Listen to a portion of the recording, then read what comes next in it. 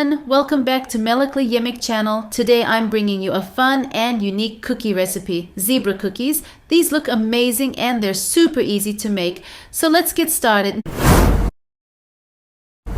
To make our cookies, we'll start with 190 grams of butter at room temperature. That's about half a pack, but the key is that it has to be soft like this. Now we'll add 1 cup of cornstarch, half a cup of vegetable oil, and 1 cup of powdered sugar. A lot of you ask if you can use margarine instead of butter. The answer is yes, but I personally don't recommend it. If that's what you have, you can use it, and if you happen to have clotted cream, you can use that too. Once everything is in, we mix it well and gradually add 3½ cups of flour. Then we knead until we get a smooth dough.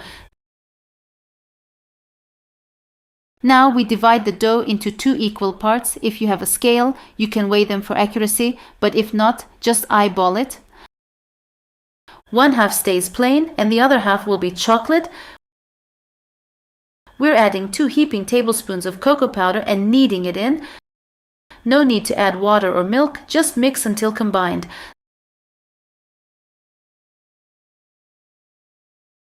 The cocoa dough might feel a little drier, but don't worry, it'll be perfect once we roll it out.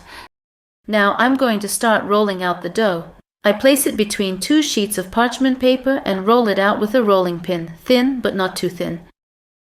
If it's too thin, it will dry out quickly in the oven. If it's too thick, it takes longer to bake, and we don't want that either. The key here is to let it dry out in the oven while keeping its color intact. I use the rolling pin to shape it evenly.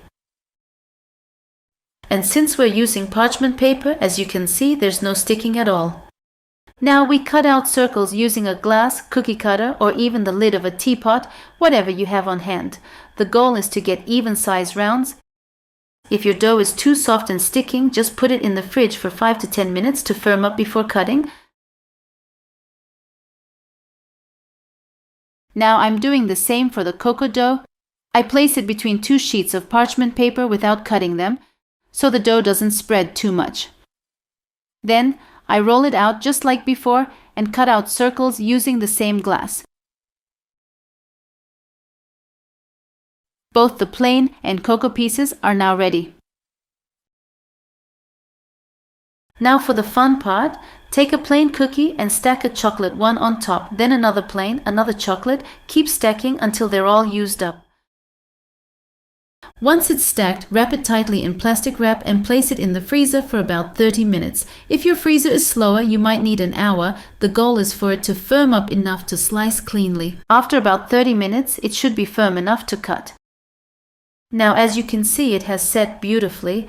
It's holding its shape, which means it's ready to slice. I start cutting, not straight down the middle, but slightly at an angle. This gives the cookies that nice, clean zebra stripe look once they're baked.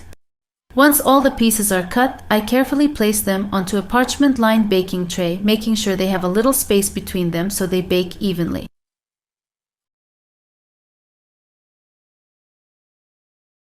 Meanwhile, preheat the oven to 190 degrees Celsius on a fan setting.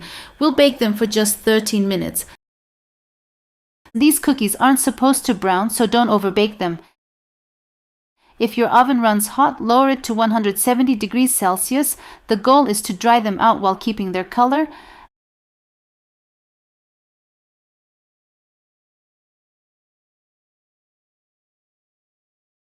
As you can see, they've kept their beautiful pattern. Only the very edges might darken slightly if they were rolled thinner. This recipe makes about 2 trays of cookies, perfect for snacking or packing in lunchboxes. They stay fresh for up to 5 days at room temperature. And that's it. Our zebra cookies are ready. These are great for tea time, for the kids' lunchboxes, or just as a snack whenever you're craving something sweet. Don't forget to like, comment, and subscribe for more delicious recipes. Thanks so much for watching, and I'll see you in the next recipe. Take care and goodbye.